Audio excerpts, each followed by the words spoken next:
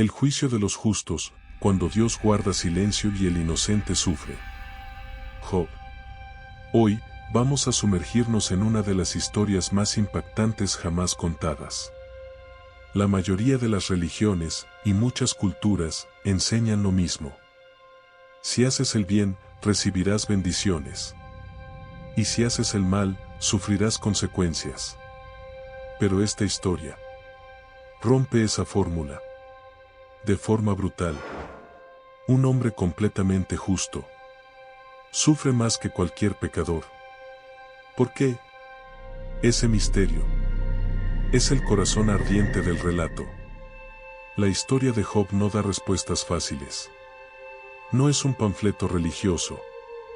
De hecho, critica a los que intentan ofrecer respuestas religiosas superficiales. Critica a los que disfrazan el dolor con frases piadosas. Este libro le da espacio al llanto, al grito, a la ira, a la duda, al cuestionamiento a Dios mismo. Y lo más desconcertante es esto. Dios termina diciendo que Job habló bien de él, mientras que los amigos, con todas sus frases piadosas, no lo hicieron. Eso rompe esquemas. Esta no es solo una historia de dolor humano. Es un drama cósmico, con consecuencias humanas. Nosotros vivimos abajo, sin saber que a veces nuestra fe forma parte de algo mucho más grande. Desde el punto de vista literario, el libro de Job es una obra maestra. Poesía, metáforas naturales que cortan el alma, diálogos intensos, monólogos desgarradores y una estructura casi teatral. Esto no es solo un texto religioso. Es una joya literaria universal. El relato se desarrolla en una tierra antigua, entre arenas eternas del oriente. Allí vivía un hombre. No era rey, ni sacerdote, ni profeta. Era algo más raro. Un justo. Su nombre resonaba como símbolo de virtud. Job. Rico en bienes. Abundante en hijos. Pero más aún, rebosante de fe. Era íntegro. Temeroso de Dios. Apartado del mal. Pero su historia no fue escrita por él, ni por quienes caminaron a su lado. Fue contada por otro. Un sabio entre sabios. Un poeta del sufrimiento. Un pastor del alma humana. Alguien que supo ver que, tras la tragedia de un hombre, ardía un duelo entre los cielos. No es un simple cuento de desdicha. No es una disertación filosófica sobre el mal. Es una crónica de guerra. Una guerra entre el cielo y el abismo. Entre el alma humana y la oscuridad sin rostro. Entre la fe genuina y el fuego de la prueba. Un día, en la sala del Consejo Celestial, cuando los hijos de Dios se presentaban ante él, también vino el adversario. No venía a adorar. No venía a servir. Venía a acusar. Su nombre: Satanás. El acusador. Su propósito: destruir la confianza entre el Creador y su criatura más amada. Y dijo Dios a Satanás: ¿de dónde vienes? Respondiendo Satanás a Dios, dijo: de rodear la tierra y de andar por ella. Y Dios dijo a Satanás: ¿no has considerado a mi siervo Job, que no hay otro como él en la tierra, varón perfecto y recto, temeroso de Dios y apartado del mal? Respondiendo Satanás a Dios, dijo: ¿acaso teme Job a Dios de balde? ¿No le has cercado alrededor a él y a su casa y a todo lo que tiene? Al trabajo de sus manos has dado bendición, por tanto, sus bienes han aumentado sobre la tierra. Pero extiende ahora tu mano y toca todo lo que tiene, y verás si no blasfema contra ti en tu misma presencia. Dijo Jehová a Satanás: he aquí, todo lo que tiene está en tu mano, solamente no pongas tu mano sobre él. y salió Satanás de delante de Dios. ¿Por qué? No es una pregunta nueva. En cada rincón de la historia, en cada corazón quebrado por la pérdida, ha surgido el mismo clamor: ¿por qué? ¿Por qué los que caminan en rectitud son derribados por la calamidad? ¿Por qué los ojos de los inocentes se llenan de ceniza mientras los malvados prosperan? Y si Dios reina, si su trono es justicia y verdad, ¿cómo puede permitirlo? Así comienza el gran juicio, no solo de Job, sino de la humanidad entera. Porque si el justo más puro solo es justo por lo que recibe, entonces toda santidad es una farsa, toda fe es una transacción. Y si eso es cierto, el plan de Dios, crear una raza que le ame libremente, que viva en integridad no por recompensa sino por amor, ¿el plan está condenado? Y entonces, la tormenta llegó, furiosa, sin aviso. Y vino un mensajero a Job, y le dijo: estaban arando los bueyes, y las asnas pastando cerca de ellos. Acometieron los sabeos y los tomaron, y mataron a los criados a filo de espada, solamente escapé yo para darte la noticia.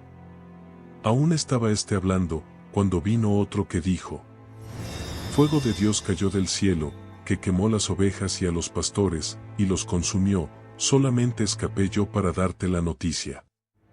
Todavía estaba hablando, y vino otro que dijo: los caldeos hicieron 3 escuadrones, y arremetieron contra los camellos y se los llevaron, y mataron a los criados a filo de espada, y solamente escapé yo para darte la noticia. Entre tanto que hablaba, vino otro que dijo: ¿tus hijos?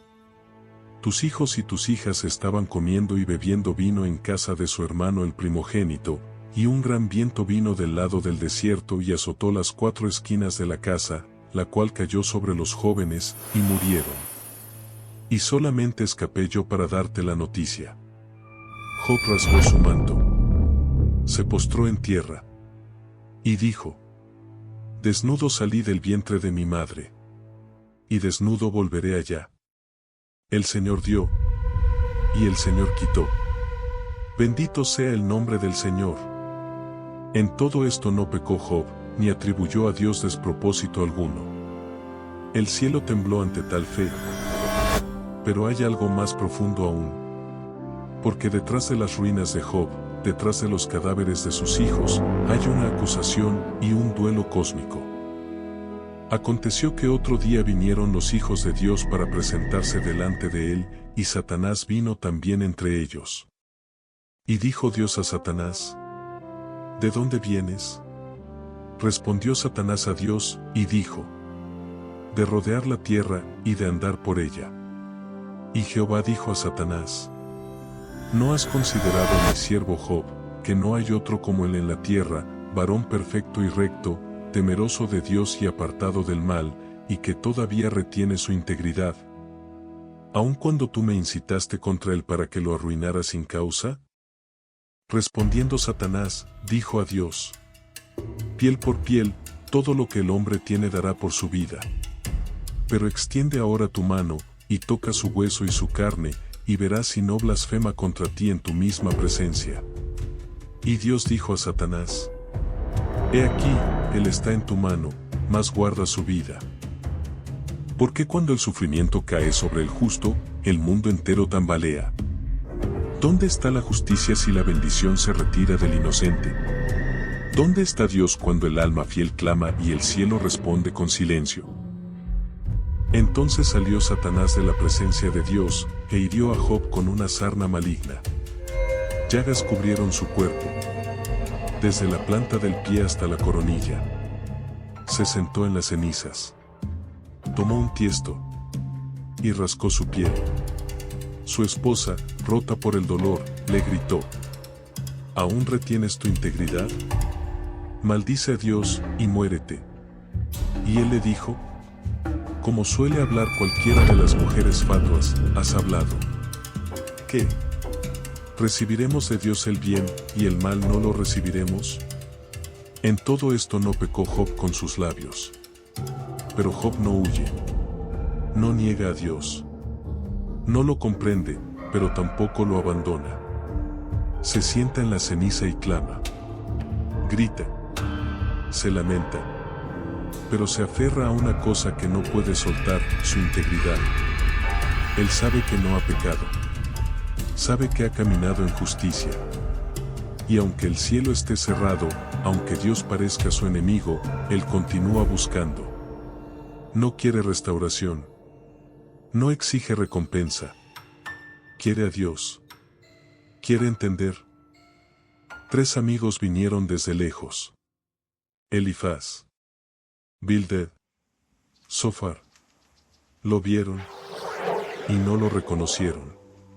Lloraron. Se rasgaron sus ropas. Y se sentaron con él, en silencio. 7 días. Porque grande era su dolor. Pero luego, hablaron. Y sus palabras, aunque envueltas en sabiduría, estaban llenas de juicio. Nadie sufre sin causa, Job. Confiesa.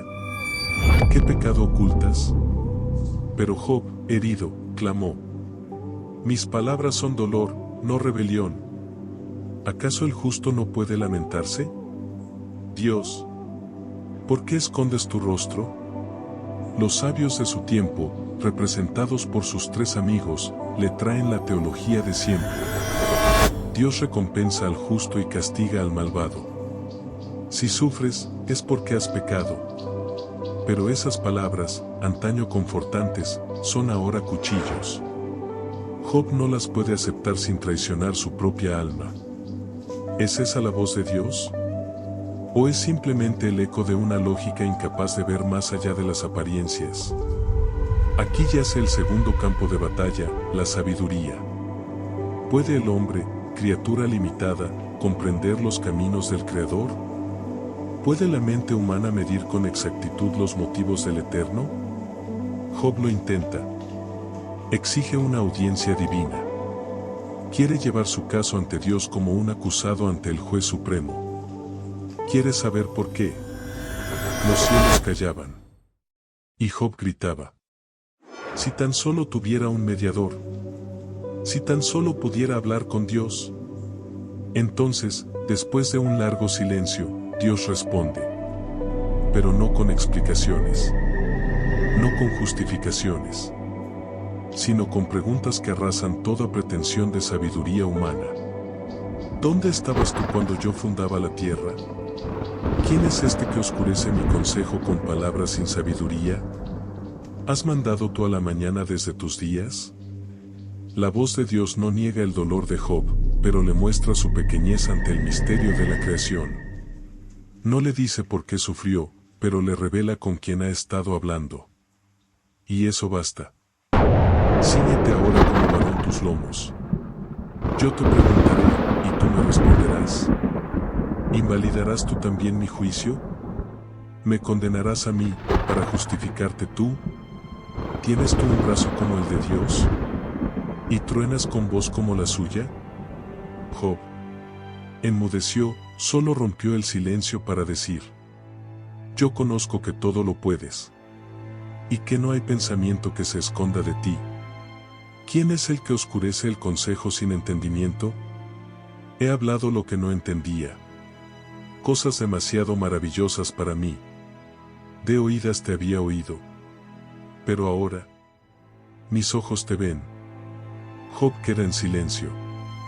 No porque ha entendido todo, sino porque ha visto a Dios. Y en esa visión, encuentra algo más grande que respuestas, encuentra reposo.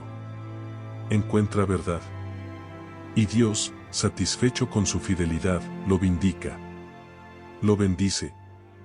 Y lo hace intercesor de aquellos que lo acusaron. Dios reprendió a los amigos de Job. Y mandó que él orara por ellos. Entonces el Señor lo restauró. Y le dio el doble. 7 hijos. 3 hijas, las más hermosas de la tierra. 140 años vivió Job. Vio a sus hijos. Y a los hijos de sus hijos. Hasta la 4ª generación. Y murió. Lleno de días. En paz. Habiendo vencido la más grande de las pruebas. Mantener la fe. en medio del silencio de Dios. Esta es la historia que el autor de Job quiso contar. No para resolver teoremas teológicos, sino para hablar a los que sufren.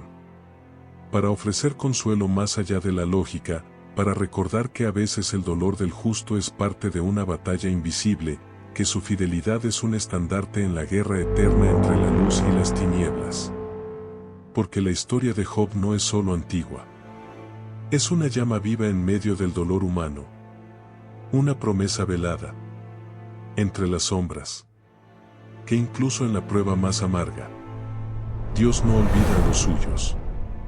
La historia de Job es interesante. Porque es un espejo del alma humana. Una conversación con lo divino. Una pregunta sin respuesta fácil. Y una exploración brutal de la fe desnuda. Esa fe que permanece cuando todo lo demás se cae.